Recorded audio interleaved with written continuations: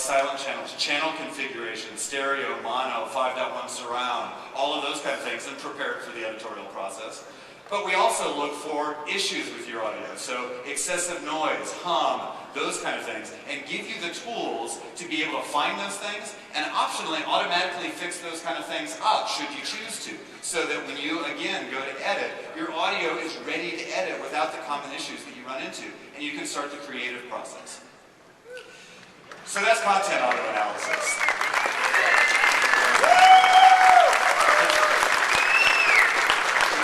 The next thing that I want to talk to you about, which is range-based keywording. Think about how you do organization in NLEs today. It's a very static process. You put a clip in one bin or the other bin. If you need to find it based on multiple criteria, you end up having to copy it in multiple different places, or you end up having to do things like subclipping and a whole bunch of other things. With keywording and range-based keywording, you can apply multiple different criteria to your media and then go back and find it based on what you remember about your media. So if you take a shot like this, there's a whole bunch of things that are going on in there. It's a shot at the Infineon racetrack, it's an Audi car, it's in the daytime. All of those kind of things can be applied to the entire clip.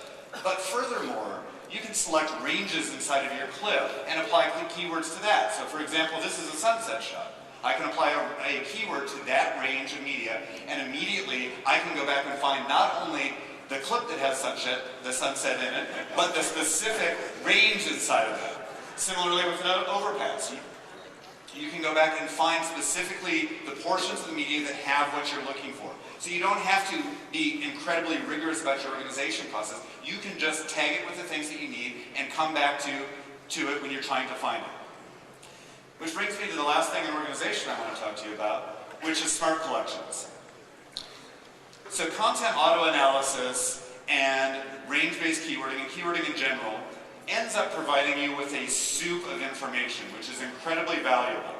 Unfortunately, without tools to use that information, it's not nearly as useful. And so with smart collections, we give you a dynamic way of organizing your media based on multiple different criteria. So for example, in a shot like this, we've automatically detected that this shot has a single person in it. But furthermore, we've also discovered, and so in this one-person smart group, that clip shows up as well as all of the other ones. But furthermore, we've also discovered that this clip is a medium shot. This clip exists in the smart collection for media shot as well. This isn't multiple copies of the same clip. This is the same clip in multiple locations based on queries. You can also come up with custom queries based on the kinds of things that you're trying to determine. So things that have a particular keyword, that are AV clips, that are on real whatever. You can come up with a variety of different things and then find them based on those criteria. So that's the organization process. But at the heart of every NLE is the editorial engine. And we put connections. And what that allows you to do is, first and foremost, primary audio and primary video are lock-synced together. On the way in, we establish relationships between those, whether they be both coming off of the same device or whether it be second source audio. We give you the tools to sync those things together based on multiple different criteria, and then they ride together. There's no way for the editorial engine to accidentally knock those primary and secondary content out of sync. You can dive in and fix it if you want, you can change it, but the editorial application won't let you accidentally knock those things out of sync. But furthermore, with clip connections, we allow you to establish relationships between secondary content and primary content, and specifically with the specific samples in your audio and specific video frames. So you can establish the relationships that matter in a piece, and then they'll travel together. So if you think about a scene like a car crash, where you've got a bunch of things going on in the picture, you've got screeching tires, you've got the impact sound, all of those kind of things, you can establish those relationships, and then from that point on, they're maintained through the editing process. And more importantly, when you come back to the piece later, you don't have to remember which clips were supposed to have stayed glued together, because Clip Connections does that for you. And when you hand it off to somebody else, they can't do damage to your work. Oh, and when you slide it down, they travel together.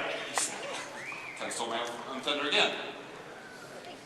So let's say, for the sake of argument, that you're able to make all of the selection that you want, and you're able to collect all the media together to do an operation on it. And you want to slide that around in the timeline. As long as you don't have a collision, you don't have a problem. In this case, I want to slide that down, but I actually wanted to slide it down further, so those two primary clips abut. In this situation, though, you've got a problem. You've got a collision in this track, and you have to make a choice. You can either pop that second clip out of the way before you slide it over, or you can just slide it over, and in that case, you've actually done damage to the second clip just by a simple editing operation. If I go and move it out of the way, I've punched a hole that I now have to remember to go fix, and depending on your zoom scale, you may not have even noticed that that's happened. Which brings me to the next thing that I want to talk to you about, which is the magnetic timeline. In Final Cut Pro 10, we're introducing the magnetic timeline, which is a much more dynamic way of dealing with your media in the timeline. By simply taking a selection like this with clip connections, selecting that, you can slide a clip down in the timeline, things move out of the way. You never have to worry about trim collisions again. The timeline takes care of that for you. So sync issues and trim collisions are a thing of the past. So both of those things give you the power to create even more interesting and even more complex projects. And one of the things we discovered, though, is the more complex the project, the more unwieldy it becomes and hard to understand. Which brings me to the next thing I want to talk to you about, which is compound clips. Take a shot like this. This is a pretty straightforward shot. When you're doing the first edit of this, every piece of this media is incredibly important, and furthermore, every single cut is incredibly important. You're trying to get the look exactly the way that you want it. But later in the editorial process, you don't need all of that complexity right at your fingertips, and frankly, it's adding visual noise and visual clutter that's making it harder for you to deal with the building blocks of your story. With compound clips in Final Cut Pro 10, you've got the ability to select everything that you need, and with a single keystroke, collapse that down into a single clip.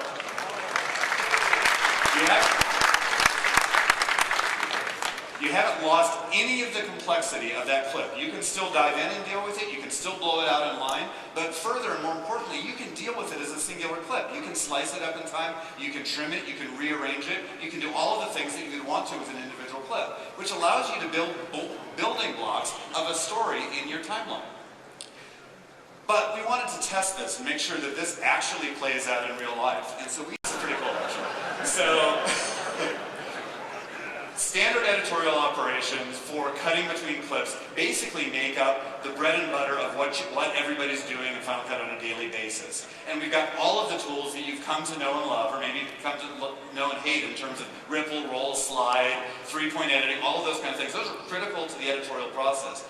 However, one of the problems with those is that it's really hard to understand what media you have available to you. It's really hard to understand where you want to make the cut. You can slide things around and there's a fair amount of guesswork, or you're trying things over and over again. With the inline precision editor in Final Cut Pro 10, you've got the ability to double click on the seam between two clips and open it up. And you can see all of the media that you've got available to you on both sides of the edit, right in line in the timeline, so that you can see and make the exact right cut. You can drag those clips along, you can slide them, you can roll between the two, you can also click in a specific spot, make your cut, hit return, and you're right back to editing. This vastly simplifies the overall editorial process in the nonlinear editor. This brings me to the last thing that I want to talk to you about in the editing portion, which is a feature that we're calling auditioning. At the end of the day, the most important thing that every editor has to do on a daily basis is make decisions. Whether shot A is better than shot B, whether effect A is better than effect B, or whether composition A is better than composition B. In today's nonlinear editors, that's a really tricky problem. You end up either having to do a couple of things like stacking things high in the timeline on multiple tracks and then enabling and disabling to try things out. Or you do replace edit, undo, replace edit, undo. All of these kind of tricks just to try out single shots. And if you want to try out an actual edit with a whole bunch of things going on, that's actually a bit of a nightmare. You end up having to work in another sequence or all sorts of other tricks to get it to work. With auditioning, we've vastly simplified how this works by giving you the tools to collect the options during the editorial process and make the decision when you want to. So in a shot like this is, again, this similar straightforward shot. You've got an interview shot, and I know that I need some supporting content. When I'm doing the initial rough cut, I'm not as concerned about the details of that supporting content, I just know I need some. So in this scenario, all I do is during the organization process, throw these things into an audition. Then when I want to go and make the pick, I go over and I click on the audition control, and it brings up the auditions HUD, which gives you all of your options right there in line that you can flip between very quickly.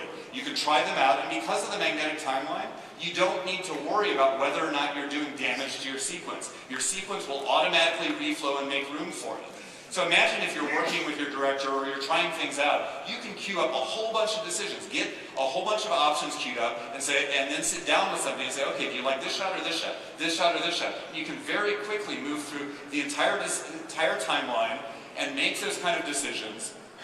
And then when you're done, you simply just collapse it back down and you go back about your editing process. So that's auditioning. And that's just some of the many things. I mean, I could be here for hours talking about all the things that are in the new Final Cut Pro. But what would be more interesting is to actually see it in action. And so for that, I'm going to hand the mic over to Randy Ubilos, Chief Architect for Video Applications at Apple, to walk you through it. Here. And up here in the list view, I've got a bunch of clips listed. I've got lots of metadata up here. I can, all sorts of different metadata they can choose to show. I've also got this nice film strip up at the top where I can do skimming. So with skimming, all I do is wave the cursor across the frames and the video plays in the viewer, so I can see exactly what's in the clip. What gives you the film strip gives you a really nice look at your content without having to actually even do that. You can actually see it from the film strip. At any place you want, you just wave the cursor over and you can see exactly what it is. It's really nice. Now over on the left, we have a bunch of smart collections. We have some of the ones that Pete was talking about that were auto-analyzed. For example, we have a bunch of shots here that all have one person in them. That's automatically been detected. We have things like close-up that have automatically been detected. What I'm going to do is I'm going to jump back up to the top here, and we'll choose a clip in here. Let's see, grab a clip, these clips of the car going by, and what I'm going to do is do a little bit of keywording. So when I come in here, we've got a shot, this piece of the shot. I can select this, and I can put a keyword on it by just bringing up the keyword panel, and I'll type in splash. And now that keyword has been added to that portion of the clip. You see from this blue bar up here that's been added to that portion of that clip. I can go back here to the beginning, select another range here where the car is skidding, and I can put in a skid keyword. And now I've got that keyword on that portion of the clip. And over here in the left-hand column, you'll notice that I've got a skid and splash smart collection that have automatically been added. If I open up this clip, you can see that I can select, and I can select those two ranges of that clip. This is really powerful. A lot of times you have really long clips. You have a 20-minute clip, and you might have a few 10-second segments in the middle that are interesting. And instead of having to keyword the whole thing with splash and skid, and then have to go back and find the pieces you want, you can tag just the sections that you're interested in. There's also a favoriting mechanism like with the favorite button. It's really powerful, and it's amazing when you have a lot of content and you're trying to find things. You can do this, and the keywords can overlap. So you can have the same section of media can have multiple keywords on it. So it's really powerful for being able to organize your footage. Now, the list view is one way to look at this, but I also have a film strip view. And in the film strip view, we get film strips of all your content with skimming. You get to control the time frame. We're currently set to one thumbnail for each 10 seconds of video. And you'll notice as I scroll down here, without even having to move the cursor around, I can tell what's in each of these clips. I'm sure everybody here has had the situation where you're trying to find some content, and you double-click on something, you open it up, you scrub back and forth, not that one, close it, double-click on something, scrub back and forth. And it's an incredibly time-consuming process. Here, I can just scroll down and I can see, okay, I've got the car coming up the hill, I've got the car skidding along here. You've got all of these clips that are really, really easy to identify.